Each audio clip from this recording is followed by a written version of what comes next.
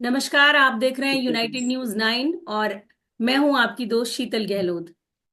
जैसा कि हम सभी जानते हैं कि अभी 7 फरवरी 2023 में तुर्की में एक भूकंप आया था जिसमें लगभग 44,000 लोग मारे गए थे। आप सभी जानते हैं कि तुर्की एक इस्लामिक देश है। जब तुर्की में भूकंप आया तो भारत साम दाम दंड भेद सब कुछ लेकर के तुर्की निकल पड़ा। और एक बड़ा रेवेन्यू, एक बड़ा डोनेशन उन्होंने हमारे देश ने वहां पर दिया। सेना भेजी गई, डॉक्टरी हेल्प हमने वहां प्रोवाइड कराई। लेकिन उसके बाद हाल ही में ऑपरेशन सिंदूर जब हुआ था और भारत पर पहलगाम में अटैक हुआ था, तो जो तुर्की था वो अपनी नेचर के अनुसार, जिस तरह से आप इस्लाम के विषय में आप सभी जानते होंगे, अपनी नेचर के अनुसार हमने सांप को दूध पिलाया और वो दूसरे कटघरे में खड़ा हो गया जा करके। तो ये कोई नई बात नहीं है, एक विशेष पैटर्न पर लोग काम करते हैं। और चाहे वो नूह दंगे हो, मेवात हो, पहलगाम हो, कश्मीर हो, बांग्लादेश के दंगे हो, मुर्शिदाबाद के दंगे हो, इन सब में एक बात कॉमन है कि ये सभी एक विशेष पैटर्न पर काम करते हैं और हिंदुओं का जेनोसाइड हो जाता है। हम सभी जानते हैं कि लगभग, ये मैं नहीं कह रही हूं, अभी आप हाल ही की एक रिपोर्ट देखिए जिसमें अमेरिकन हिस्टोरियन है एक, जिनका नाम है विल डूरेंट। उनकी रिपोर्ट के अनुसार लगभग 12 करोड़ से भी अधिक हिंदुओं की आज तक हत्या हुई है।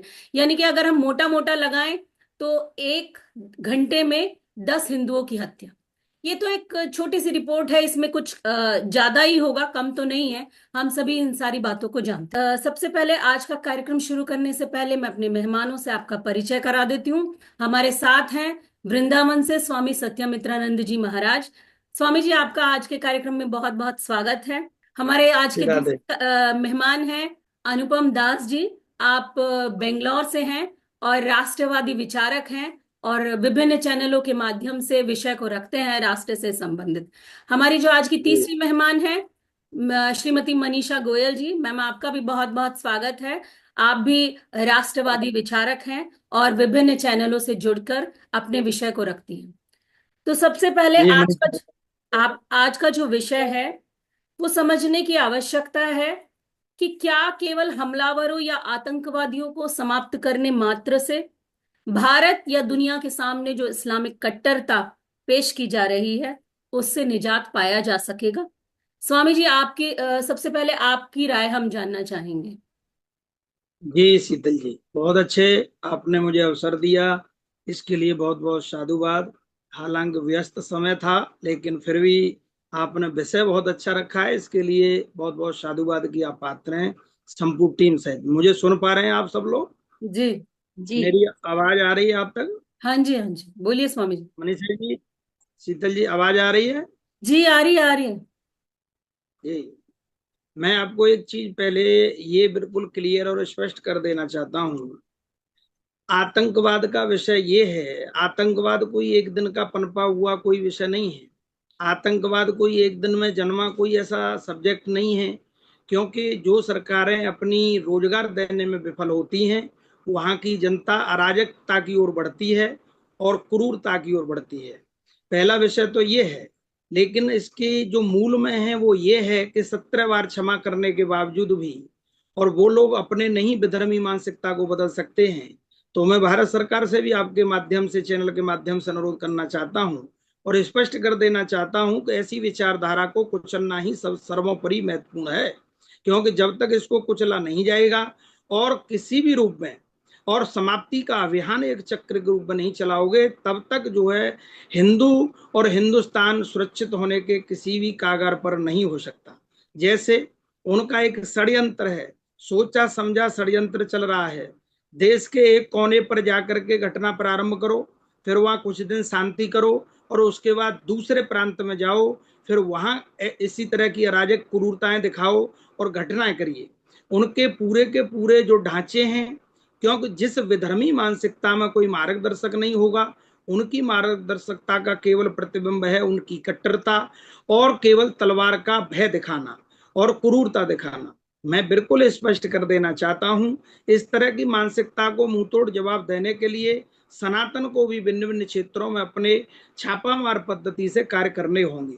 क्योंकि जो जैसा आदरणीय यशस्वी मुख्यमंत्री जी हमारे कह चुके हैं जो जिस भाषा में जानना चाहता है हम उस भाषा में उसे जवाब देना जानते हैं। इसलिए निसंकोच होकर के मैं आपको बिल्कुल हृदय की गहराइयों से ये कहना चाहता हूं कि जो भाषा में वो सुनना चाहते हैं और जो भाषा में समझना चाहते हैं, इसका परिणाम आपने ऑपरेशन सिंदूर के रूप में देख लिया। ये हालांकि टेलर है, ये कोई संपूर्ण विषय नहीं है, फिल्म नहीं है पूरी। इसका तो केवल आपकी एक उंगली का कमाल है कि जब 2014 में आपने लगाई तो उसका परिणाम आपने ये देखा, और 2024 में नेक चूक गए तो आज तमाम तरह के जो है कुकुर मुत्ते आज देश के लिए हानिकारक बने हुए हैं। तो मैं स्पष्ट केवल आपके माध्यम से करना चाहता हूं कि आतंकवाद को जड़ से खत्म जब तक नहीं किया जा सकता, मैं तो कहना चाह रहा था और मैंने पूर्व में भी कहा कि भारत सरकार ने जो कदम पीछे खींचा है, और टर्की के बारे में जो आपने प्रश्न किया है, टर्की के इतने सारे लोगों सांप को कब तक आप दूध पिलाएंगे, कब तक उनकी रक्षा सुरक्षा करेंगे, और क्यों उनके, जब तक एक ही इसका मंत्र है शीतल जी और एक ही इसका उपाय है कि इन विधर्मी मानसिकता के सारे लोगों की आर्थिक बहिष्कार करना, और जहां तक हमारे जो लोग हैं वो लोग इनको रहने के लिए जो आश्रय दे रहे हैं, और मैं पूर्व में भी अपने वक्तव्य पर भिन्न भिन्न चैनलों पर विषय रख चुका हूं कि जहां भी देश के अंदर हिंदू पलायन कर रहा है उन समस्त स्थानों पर सेना के हेडक्वार्टर बनाए जाएं और सेना के लिए वो जगह सारी की सारी सुरक्षित कर दी जाए। इसीलिए तो आप अग्निवीर लाई। अग्निवीर आप क्यों लाई? भारत सरकार अग्निवीर क्यों लाई? आपको बचाने के लिए ही तो लाया गया था। तो मेरा दो विषयों पर सबसे ज्यादा है, आज आपको शस्त्र की जो है ट्रेनिंग देनी होगी और आर्थिक बहिष्कार करना ही होगा हर हालत में, चाहे आप गली मोहल्लों से प्रारंभ करें, चाहे आप किसी के रूप में करें। अभी हमारे अनुपम जी जो सुन रहे हैं इसको, इस सारी चीज को, आपने जो है हमारे बर्मा में एक घटना देखी हुई, जो संत खड़े हुए वहां के, और जो है बौद्ध भिक्षु जो थे, बिरथू नाम था, और जो है उन्होंने जाकर के अपने देश में इस तरह के लोगों को मिटाने का कार्य किया। तो ये कार्य हम कर सकते हैं, कोई बड़ा ऐसा इशू नहीं है। लेकिन हमारे सामने हिंदू कोई कायर थोड़ा ही है, आप लोग कोई वीरांगनाओं में कमजोर थोड़ा ही है। लेकिन प्रश्न इस बात के लिए है कि हमारे यहाँ जो लचीला वैधानिक जो कानून बनाया गया है कि हिंदू ने अगर किसी अल्पसंख्यक से शब्द से कुछ कह दिया तो आपके ऊपर केस लग जाएगा। और वो जो झुंड के झुंड में, मैं तीन बातें बस खाली रखूंगा आपके बीच में व्यवस्था के कारण से। एक तो मैं शुक्रवार के दिन पूरे देश के अंदर धारा 144, जो अब इस समय भारतीय कानून के अनुसार बदल के शायद 163 हो गई है, कुछ ऐसा है, उसकी आप उसको हर शुक्रवार के दिन पूरे देश में लागू हो। जब आपका इष्ट, आपका अल्लाह जब आपको रेलगाड़ी के डिब्बे में मिल सकता है, रोड पे मिल सकता है, फिर ये भेड़ चाल की तरह झुंड के झुंड जो है रोडों पे जो छोड़ दिए जाते हैं, इसका क्या कारण है? इसका कारण है केवल हिंदुओं को भय प्रदर्शित करना और उनके खिलाफ षड्यंत्र की रचना। इनको ये परमिशन बंद होनी चाहिए। 5 लोगों से ज्यादा किसी भी, ये बड़े बड़े जो इबादत घर बन रहे हैं, इन पर रोलर चलें, और इन रोलरों को समाप्त करके जब तक नहीं चलाया जाएगा हिंदुओं के साथ हम कोई न्याय नहीं कर पाएंगे। मेरा विषय आप तक ये है, और आर्थिक बहिष्कार इनके लिए सर्वोपरि है। जब तक आप आर्थिक बहिष्कार नहीं करेंगे इनका, आप सर्प को कितना ही दूध पिलाएं, जब तक उस पर वार नहीं होगा वो आपको डसता ही रहेगा। ये बिल्कुल अकाट्य सत्य है। और तीसरा अंतिम, जो कश्मीर इत्यादि जो हमारे मुद्दे चल रहे हैं, आज हमारे उस समय जो नेहरू ने जो गलती की, आज तक हम 10,000 कश्मीर जितना धन खर्च कर चुके हैं। 10,000 हम कश्मीर खरीद सकते थे शीतल जी, आपको बताएं। लेकिन भारत का पैसा 70% भारत की जीडीपी केवल कश्मीर को बचाने की एनर्जी में लग रही है। जो डेवलपमेंट में लग सकती थी, विकास किया जा सकता था, बहुत से संसाधन इकट्ठे किए जा सकते थे, उनको मुंहतोड़ जवाब दिया जा सकता था। लेकिन दो चीजें आपके माध्यम से आज आपने जो पहल की है, मैं संगठन पर गर्व करता हूं कि आपने परिश्रम करते हुए यहां तक जो अपना भाव प्रकट किया है, और इस वीडियो को और विचारों को भी भारत सरकार तक पहुंचाया जाए कि हिंदू सनातन ये चाहता है, संगठन का हर कार्यकर्ता चाहता है कि इनके सारे संबंध, जैसे हमने जल संधि तोड़ी, जल संधि, अभी हम लोगों को अभी इसका परिणाम नहीं आएगा। इसका परिणाम कब आएगा? 2-3 महीने बाद, जब मई जून का जब महीना होगा और उससे ज्यादा जब हम जाएंगे, तब हमें यह बोध होगा कि भारत सरकार ने कितना गंभीर निर्णय लिया। पहला, आज हम इस चीज के लिए करना क्यों इनसे संपर्क रखा जाता है इस्लामिक देशों से? कोई हमारे देश से ज्यादा जनसंख्या या प्रक्रिया में कि इन्हीं देशों से सारे सामान आएंगे? क्या क्या पृथ्वी पर 210 देश हैं, इनको 58 देशों को काट दीजिए, किस्सा खत्म हो गया।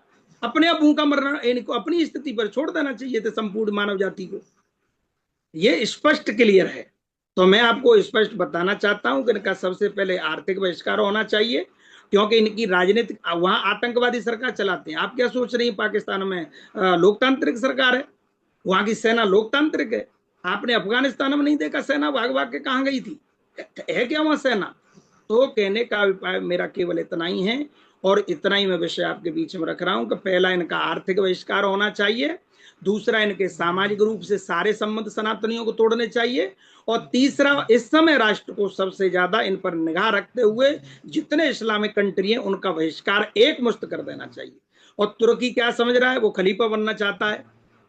तुर्की सऊदी अरब की तरह इस्लामिक कंट्रियों का खलीफा बनने से लंबे समय से ये प्रयत्न कर रहा है कि मुझे तुर्की को जो है खलीफा बनाने का वो रख दिया जाए, इसलिए तुर्की हमारे से विपक्ष में चलता है। तो क्यों संबंध रख रहे हैं हम लोग, क्या बात है?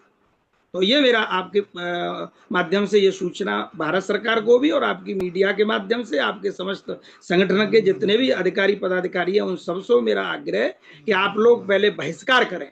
एक अपने पत्रक अपने इस पे बनाइएगा वैदिक हिंदू की तरफ से भी, और हर दरवाजे पर हर दुकान पर वहां लिखा जाए कि यहाँ विधर्मी मानसिकता के व्यक्ति को न दुकान दी जाएगी, न किसी भी प्रकार का संबंध हमने अपने यहाँ रखा है। अभी मुझे ध्यान नहीं रहा, मैं अभी फोटो खींच के आपको भेजता।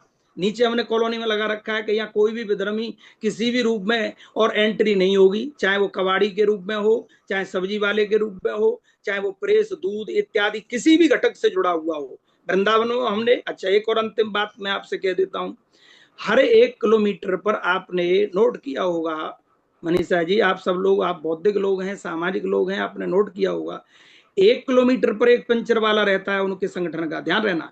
आप क्या सोच रहे हैं कि वो आपके पंचर जोड़ने के लिए बैठा है? नहीं, वो आपके सूचना तंत्र का रैकेट है, वो उनके सूचना तंत्र के रैकेट का हिस्सा है। तो इसी प्रकार से हम अपने संगठन के माध्यम से हर 1 किलोमीटर पर एक कार्यकर्ता खड़ा करेंगे। वो कार्यकर्ता कुछ भी नहीं करे, मात्र उस क्षेत्र में 100 मीटर में एक या 1000 मीटर के दायरे में घटना हो, चाहे वो लव जिहाद की हो, चाहे गौ हत्या के रूप में हो, या अथवा किसी भी क्षेत्र में हो, हाँ। उसकी मात्र जो अगले 5 किलोमीटर या 10 किलोमीटर में जहां से गाड़ी ट्रैफिक से निकल रही है वहां वो सूचना देगा, बस इतना काम रहेगा। जी उससे फायदा क्या होगा कि हम आगे आगे वाले जो कार्यकर्ता हैं उन पर तैयारी कर सकते हैं। जी कंटिन्यू। जी, जैसा कि स्वामी जी ने हमें बताया, बहुत सारी बातें बताई हैं। एक, देखिए मेरा एक मानना है कि जो दिन में 5 बार नमाज में ये सिखाया जाता है कि अल्लाह से बड़ा इस विश्व में, इस पृथ्वी पर न कोई धर्म है, न मजहब है, न पंथ है। जब इस मानसिकता के साथ एक मजहब विशेष चल रहा है, तो अनुपम जी मैं आपसे जानना चाहती हूँ कि क्या कारण है जिनकी हम मदद करते हैं, जो हमारे घरों में आते हैं, हमारी बहन बेटियों के साथ रहते हैं, खाते हैं पीते हैं, और एक भाईचारा कायम करके हिंदुस्तान में 1947 क्या लंबे समय से वो हमारे साथ रह रहे हैं। लेकिन इ- ऐसी क्या विकृत मानसिकता है कि जिनके साथ हम प्रेम करते हैं, जिनको हम दोस्तों की तरह रखते हैं, लेकिन परिणाम स्वरूप हमारी बेटियां उनके घर से टुकड़ों में आती हैं। नहीं लगता कि वक्त आ गया है कि समस्या की जड़ पर काम किया जाए? जो मदरसे से जो शिक्षा दी जा रही है, मेरा इशारा इस तरफ है अनुपम सर, बिल्कुल मदरसे ठीक। से जो शिक्षा दी जा रही है उस रूट कॉज को बंद करने का समय आ गया है। आपके इस पर संक्षेप में टिप्पणी चाहती हूँ। शीतल जी बहुत बहुत धन्यवाद। मैं आपको एक सवाल पूछ रहा हूँ, सभी को ये सवाल पूछ रहा हूँ, हमारा सारे पैनलिस्ट को प्लस जितने लोग ये न्यूज ये चैनल को फॉलो कर रहे हैं प्लस ये दिखने वाले हैं, कि ये जो घटना है ये ऐसा घटना नहीं है कि वो जो कल हुआ, ये कुछ 400 500 700 800 साल से हो रहा है। जब से अ, हमारा पहला अटैक हुआ था इंडिया में, गजनी ने किया था कुछ 1200 1500 800 साल पहले, तो ये घटना होते जा रहा है। तब इंडिया में सनातनी छोड़ के कोई फॉलोअर नहीं था। सनातनी इज नॉट ए धर्म, हिंदू इज नॉट ए धर्म, it is a way of life. तो हम लोग सनातनी हैं। तब भारत में, भारतवर्ष जिसको कहा जाता है, तब खाली सनातनियों का देश था। उसके बीच में उसी का ब्रांच जो है बौद्ध, जैन, सिख ये लोग थे। बाहर से लोग आए, ग्रुप में आए, हम लोग को लूटा, माँ बहन को उठा के लेके गया, चले गए। कुछ लोग बैठ गए, फिर जबरदस्ती कन्वर्ट किया। ये जो चीज पहले मास स्केल में हो रहा था, अभी वो मिनिएचर स्केल में हो रहा है। कैसे हो रहा है? लव जिहाद, एबडक्शन, टेररिज्म, घर पे घुस घुस के अभी वो हो रहा है। आपका घर पे जो बाई है, शायद उसका नाम भी मेहरबानू है, आपको मालूम नहीं। वो बैंगल पहन के सादा, जिसको शाखा पाला कहते हैं बंगला में, माथे में सिंदूर लगा के आते हैं, लेकिन उसका अगर आइडेंटिटी चेक करेंगे आप, दिल्ली में, मुंबई में, नवी मुंबई में, बेंगलोर में देखेंगे तो उसका नाम दूसरा कुछ है, बट परिचय देता है दुर्गा, सीता, लक्ष्मी, सरस्वती बोल के। तो ये हमने अलाउ कर रहे हो, कब से अलाउ कर रहे हो? आज से नहीं। ये टेररिज्म इन डिफरेंट फॉर्म जो है, विभिन्न रूप में जो है, आज से नहीं हो रहा है, 100 सालों से हो रहा है।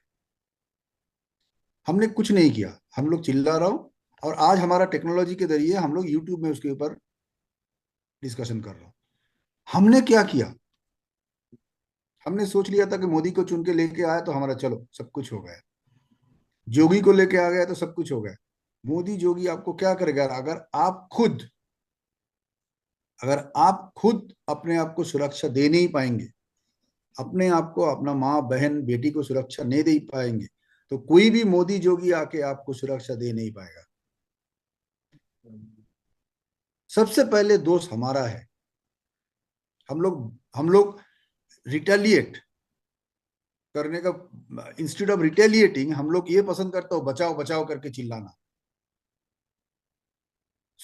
हमारा हैबिट भी चेंज करना होगा। We need to arm ourself. जैसे कि स्वामी जी ने कहा, अग्निवीर हुआ, प्लस काफी सारे ट्रेनिंग हो रहा है, हमारा संघ है, बजरंग दल है, राम सेना है। आज के दिन में भी अगर कोई मिडिल क्लास में जाके बोलेंगे कि जाके ज्वाइन करो, नहीं नहीं नहीं, उसमें तुमको जाना नहीं है, तुम पढ़ा लिखा करो, नौकरी करो, सरकारी नौकरी करके तुम बड़ा आदमी बनो, वो सब राम सेना बजरंग दल में तुमको जाना नहीं, वो फालतू लोगों का काम है।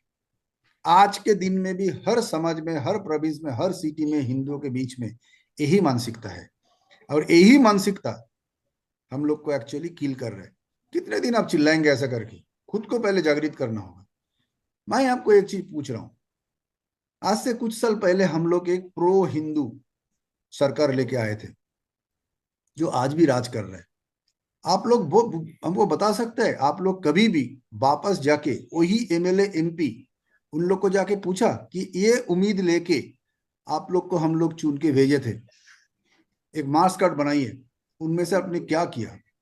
व्यापार बहुत कर लिया, धंधा बहुत कर लिया, इंडिया $4 ट्रिलियन इकोनॉमी बन गया, बहुत अच्छा है, ताली बजाओ। लेकिन जिसका मकसद से आप लोग को लेके आया था हम लोग, यूसीसी, आर्टिकल 370, ये सब जो आया था, उसके ऊपर आपने कितना आगे बढ़ा? शायद आप लोग ये सोच के बहुत खुश हो रहा है कि आर्टिकल 370 आ गया तो कश्मीर आजाद हो गया। नो, ध्यान से पढ़िए आर्टिकल 370 में क्या है। शीतल जी, अगर आज भी आप जाके कश्मीर में जमीन खरीदने के लिए जाएंगे, आप खरीद नहीं पाएंगे। आर्टिकल 370 में भी इतने सारे इफ नॉट बट लेके आ गया कि it is not a clear cut dissolution. इसमें भी काफी सारे कंडीशन लेके आया जो जरूरत नहीं था, क्योंकि जब आर्टिकल 370 लाया गया था तब एनडीए गवर्नमेंट के साथ क्लियर मेजोरिटी था। उस टाइम में किसी का भी प्रेशर हो, ये लाने का जरूरत नहीं था। आज भी आप कश्मीर में जमीन खरीदने के लिए जाएंगे एक हिंदू होके, तो आपको बोला जाएगा 5 साल का डोमिसाइल सर्टिफिकेट दिखाओ। आप बोलिए, आप परिवार को लेके, बेटी, बेटा बेटी, पति को लेके कश्मीर में जाके 5 साल रह के, can you buy a land? Can, first of all, can you stay there for 5 years? So hundreds of questions arises. बस फंडामेंटली हिंदुओं को खुद को पहले सवाल पूछना चाहिए कि are we doing our justice? Are we arming our self? Are we going back to our legislators and asking them कि इस उम्मीद से तुमको हमने लेके आया था, पावर में लेके आया था, are you doing your duty? Simple सा सवाल। कितने लोगों को मालूम है कुछ दिन पहले दारभंगा में एक घटना हो गया? हम लोग तो कश्मीर लेके चिल्ला रहा हूँ, कश्मीर पाकिस्तान में बॉम्बिंग हो गया, आप लोग को, कितने लोग को मालूम है? एक एक महीना भी हुआ नहीं, दरभंगा में सिमिलर घटना हुआ। एक एक दरभंगा में एक पर्टिकुलर रास्ते में लोगों को पूछ पूछ के, तुम हिंदू हो, चाकू से, तलवार से मारा गया। गूगल करके देखिए। काफी लोग को मारा गया और 21 लोग को पुलिस फाइनली आके अरेस्ट किया। कोई भी खबर में वो नहीं आया, कुछ छोटा मोटा अखबार में वो आया, सब चुप हो गया। गूगल करके देखिए Darbhanga incidents in the month of April, फिर आपको पता चलेगा क्या हुआ। तो ये सारे बहुत सारे चीजें, सी, आतंकवाद होता रहेगा, because this become an industry, this become a state policy. कुछ कुछ देशों का स्टेट पॉलिसी है, जैसे स्वामी जी ने कहा कि 58 कंट्री में अलग कर देना चाहिए आतंकवाद। अनुपम सर, थोड़ा सा आपसे इस बारे में भी पूछना था कि क्या मदरसा सब बीमारियों की जड़ है? क्या इसको इसको खत्म करने का होना चाहिए? चला क्यों रहा है? हाँ, यही तो क्वेश्चन है। ये चला क्यों रहा है? आपका तो अभी 11 साल से, पिछले 11 ईयर से आपका बीजेपी सरकार है। हम्म। यूपी में कितना मदरसा, यूपी में मदरसा बंद हो गया? नहीं हुआ, अभी नहीं अब हुआ, छोड़ यही तो। दीजिए, नहीं वही तो मैं बोल रहा हूँ। जी। यूपी में सोचिए करीब करीब 8 साल हो गया यूपी में हमारा बीजेपी गवर्नमेंट है, योगी जी है। नहीं, मुझे क्यों नहीं लगता है बंद हुआ? अनुपम सर, ये जो आसमानी किताब है ये सब विवादों की जड़ है। शीतल जी, ये बंद कौन करेगा?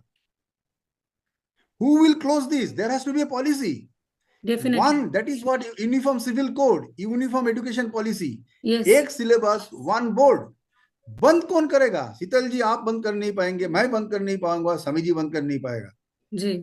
आज सेंट्रल गवर्नमेंट में 11 ईयर्स हो गया है। मैं बंगाल केरला का बात नहीं कर रहा हूँ, हम्म। मैं यूपी का बात कर रहा हूँ, उत्तराखंड का बात कर रहा हूँ। वहां पे क्यों नहीं बंद हो रहा है? बिल्कुल।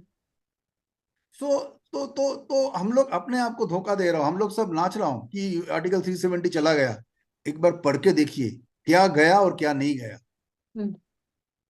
एक बार पढ़ के देखिए, इलेक्शन करने का इतना हड़बड़ी क्या था? आज भी सुप्रीम वो कोर्ट 3 ने आतंकी। सुप्रीम कोर्ट ने प्रेशर बनाया था उस गवर्नमेंट यू की। Cannot blame anybody, you cannot blame anybody. यही सुप्रीम कोर्ट तब भी था जब वाकफ आइन आया था। सुप्रीम कोर्ट कुछ नया एंटिटी नहीं है, यही सुप्रीम कोर्ट था जब वक्फ बोर्ड का एंटिटी आया था। So what I am trying to tell you Sheetal ji, that we need to ask question to ourself कि हम लोग अपना हक ले रहा हूं या नहीं ले रहा हूं। जब तक हमने अपने आप का हक, स्वामी जी बोल रहे हैं कि व्यापार बंद करो। हम्म। आप आपका पड़ोस में 10 पड़ोसी को पूछिए, have they stopped buying things from a विधर्मी शॉप? उनमें से 7 बोलेगा no, we are still buying. Yes, definitely. साथ नहीं बोलेगा, नौ सेम विथ बोलेंगे। मी। मैं बोलते बोलते थक गया। बेंगलुरु में मैं बोलते बोलते थक गया। कुछ लोग बंद किया, मैं ये नहीं बोल रहा हूँ सारे लोग नहीं, हम्म। बट हिंदू लोग है, हिंदू लोग कन्वीनियंस चाहता है, आराम से जिएगा। अरे हम बंद करने से क्या होगा, बाकी 9 लोग तो खरीद ही रहा है, अरे लिव एंड लेट लिव। तुमसे तो चालू करो। So this is our mentality, ये हमारा डीएनए में है, खून में है। सो सबसे पहले we need to change, Swami ji, we need to change our self first. अपने आप को पहले चेंज करना होगा, तब आप सुरक्षित बनेंगे। मोदी जोगी के ऊपर भरोसा मत कीजिए, खुद के ऊपर भरोसा कीजिए। Change your self first. मैं एक चीज आपको अनुपम ठीक जी है। बता, मनीषा जी, आप। एक जी। शीतल जी, एक मिनट, थोड़ा एक प्रश्न बहुत अनुपम जी ने किया है, बोलिए बोलिए। स्वयं को चेंज करना पड़ेगा, ये प्रश्न बहुत अच्छा है। मैं थोड़ा बीच में आपको एक विषय रखना चाह रहा हूँ। वृंदावन में भी हम लोगों ने ये अभियान चलाया है, और इसमें ये बाकायदा एक ग्रुप बनाया गया है। ऐसे हमारे 300 लोगों का ग्रुप बनाया गया है। हम्म। अभी तात्कालिक लोग बढ़ रहे हैं, उसमें जुड़ रहे हैं। 300 लोगों में विधर्मी मुक्त वृंदावन, ये संकल्प लिया गया है। विधर्मी व्यापार मुक्त वृंदावन, ऐसा हम लोगों ने एक खाली प्रकल्प करके देखा है। और उस प्रकल्प का ये परिणाम निकला अगले 2 महीने में कि यहाँ जो ज्यादा से ज्यादा जिनका ग्राफ बढ़ता चला जा रहा था, और जिन लोगों का यहाँ एक केंद्र के रूप में बनता चला जा रहा था, आज मैंने खुद ने देखा इसका अनुभव करते हुए, अभी 1-2 दिन पहले, कि जहाँ करीबन 20-25 दुकानें थी, उनमें से करीबन करीबन 4 से 5 दुकानें पूरी तरह से अगले 1 महीने से बंद है। ये बिल्कुल मेरा आंखों देखा हाल मैं आपके बीच में प्रदर्शित कर रहा हूं। ज्यादा भी इफेक्ट क्या पड़ेगा, अभी मैं अभी इसका रिपोर्टिंग पूरी नहीं दूंगा, लेकिन थोड़ा उसका शुरुआत हो चुकी है अनुपम जी, मैं आपको बताऊं। वक्फ बोर्ड की आपने बात करी उत्तर प्रदेश में, तो इन सब की जो मैं आप जो हमारा सेशन चल रहा है इसका एक एक ही केवल उपाय है। एक इनके अंदर जमात चलती है विधर्मियों में। क्या चलती है? जमात। नोट करना ये शब्द आप शीतल जी जरा। जमात चलती है, जमात। जिस दिन भारत सरकार, ये बहुत अच्छी अनुपम जी ने विषय रखा था कि भाई उत्तर प्रदेश सरकार या योगी या मोदी जी क्या करेंगे, ये बात ठीक है। लेकिन अगर संपूर्ण सनातन के लोग अपने छोटे छोटे टुकड़ों में और केवल जमात का विरोध करना शुरू कर दें, तो मैं आपको एक जो है वचन दे रहा हूं कि जमात ही इनकी सारी जड़ है हत्याओं की। आसमानी किताब और जितने वक्फ बोर्ड और जितने ठीक है भी स्वामी जी, मदरसे बस वगैरह। मनीषा जी से बाइट और ले लेते हैं, उसके बाद फिर से बात करते हैं।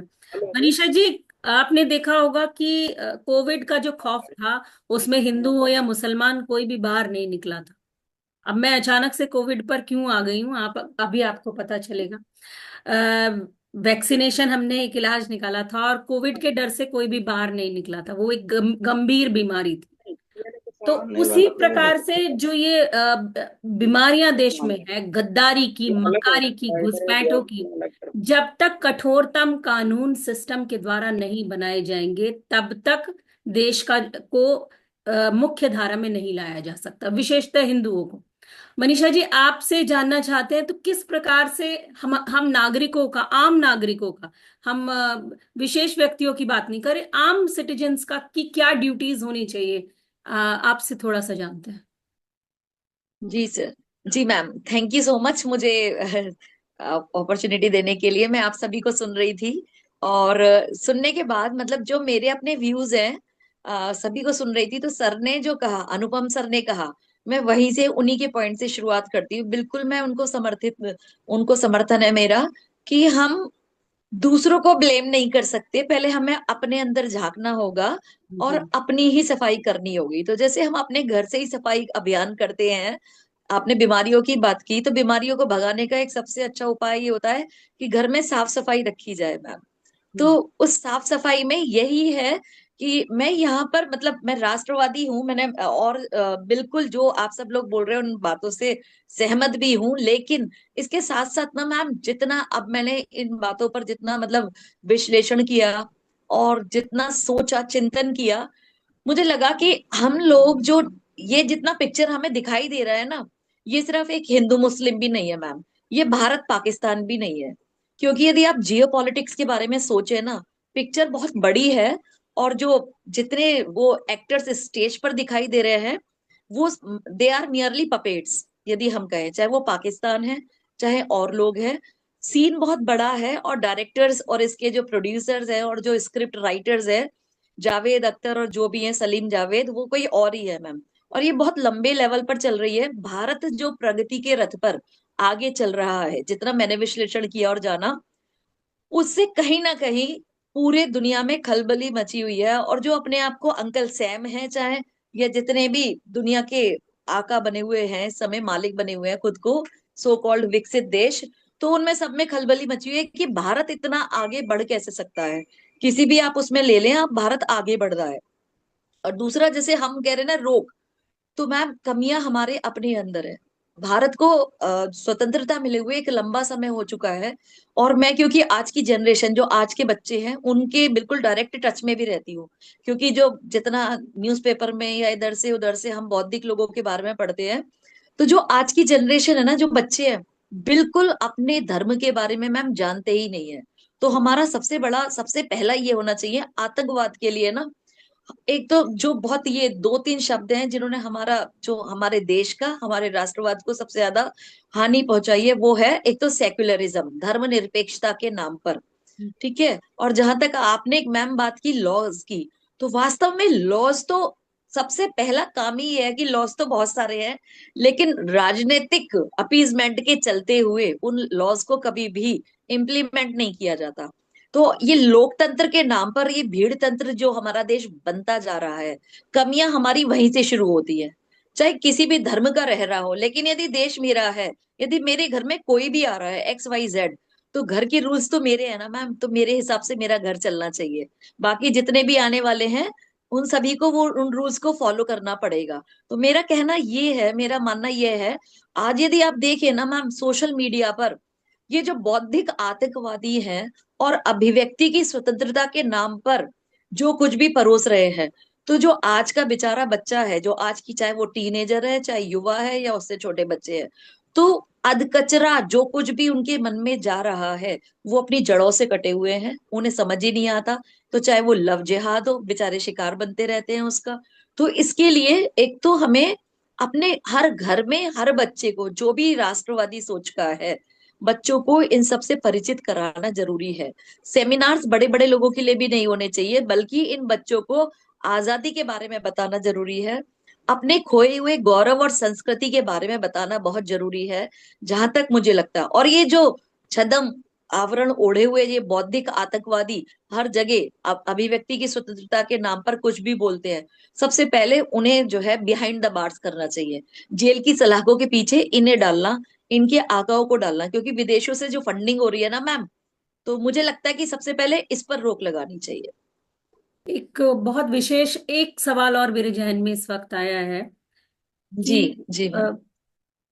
पाकिस्तान को सारे फसादों की हम जड़ समझते हैं। वहां आतंकवाद हम्म। पल रहा है, वहां की जो विचारधारा है वो भारत विरोधी है, और बहुत सारे लोग पाकिस्तान को बड़ा प्यार भी करते हैं। लेकिन मुझे आज तक एक बात समझ में नहीं आई कि पाकिस्तान में ऐसा क्या है, एक चिंदी भर सा देश है जिसको चीन, अमेरिका और पश्चिम के देश 1958 से लेकर आज तक बदस्तूर फंडिंग करने में लगे हुए हैं। क्या जी मैं भारत? यहाँ पर, जी। जी जी मैं एक बात और कहना चाहूंगी, हम मोदी जी और योगी जी की बात कर रहे थे ना। हाँ जी। सी, मोदी जी तो बेचारे ऐसे पंचिंग बैग बनकर रह गए, जिसका मन आता है, चाहे वो हमारे अपने राष्ट्रवादियों में से हो, चाहे दूसरे वाले तो कहते ही हैं दूसरे पक्ष के लोग कि मोदी जी। लेकिन मैम सच में बहुत बड़ा जिग्र चाहिए, बहुत बड़ा साहस चाहिए आगे आने के लिए, कि इतनी गालियां सुनने के बाद भी कोई एक ऐसा इंसान जो राष्ट्र के हित में लगा हुआ है। हो सकता है हम जैसे, मैं हूं, आप हैं, हम सब, मैं तो अपने आप को ही कहूंगी आम इंसान है, बहुत सारे लोग हैं, युद्ध नहीं हुआ तो उधर से भी लोग प्रवोक कर रहे थे, चाहे वो कांग्रेस के प्रवक्ता थे या सो कॉल्ड अपने आप को बौद्धिक वो बुद्धिजीवी कहने वाले, वो सब मोदी जी को प्रवोक करने में लगे हुए थे कि युद्ध क्यों नहीं हो रहा, और जब हुआ तो क्यों हुआ, फिर बंद हुआ तो क्यों हुआ। अब हम्म। इतनी बड़ी बातों में, मतलब जिनको, जिनके अपने घर के जो मसले जिनसे नहीं होते हैं, जिनसे जिनकी आवाजें अपने घर में नहीं निकलती है, वो सारे मोदी जी को नसीहत देने में लगे हुए थे। जी। ये भी मैं इसमें कहना चाहूंगी। तो ये बहुत लंबे लेवल की बातें हैं, हम बहुत मतलब बहुत गहनता के साथ और बहुत ही जिम्मेवारी के साथ मैं कहना चाहूंगी मैम, ये वक्त जो है बहुत ताव में आकर, जोश में आकर उल्टे सीधे डिसीजंस लेने का नहीं है, बहुत सोच समझकर साम दाम दंड भेद जो हम बात करते हैं, उन सारी नीतियों को अपनाने का है, क्योंकि हम कृष्ण जी के वंशज हैं। मैं यही कहना चाहूंगी मैम। जी बिल्कुल। जी चर्चा हमारी इसी तरह से जारी रहेगी, और कोशिश रहेगी चैनल की कि नए नए विषयों पर आप सभी आप जैसे प्रबुद्ध लोगों के साथ चैनल के निरंतर बैठता रहे, बातचीत करता रहे और लोगों तक आपके विचार पहुंचाता रहे। अंत में मैं यही कहना चाहूंगी कि एक आम नागरिक के तौर पर देखिए, सबकी अपनी अपनी बाध्यताएं हो सकती हैं, या कुछ लोग पैसे के प्रभाव में आकर या किसी अन्य कारण से देश को बेचने या गिरवी रखने का काम कर सकते हैं। लेकिन हम साधारण भारतीयों के लिए भारतवर्ष हमें प्राणों से भी बहुत प्यारा है, और हमारी ड्यूटीज है कि सीमा पर जो हमारे रक्षक हैं वो तो रक्षा कर ही रहे हैं देश की। लेकिन हम लोगों की भारत में बैठकर ये जिम्मेदारी बनती है कि स्लीपर सेल जो भारत में अंदरूनी रूप से पूरी तरह से एक्टिव है और भारतीयों को का जीना हराम करने की कोशिश कर रहा है, उस स्लीपर सेल के खिलाफ हमें एक आवाज उठानी होगी, हम सभी को मिलकर के।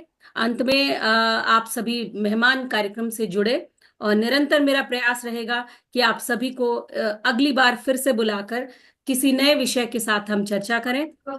आप सभी का बहुत बहुत धन्यवाद। जय श्री राम। जय श्री राम। जय श्री जय राम श्री, सभी के लिए, जय श्री राम, जय श्री जय राम। श्री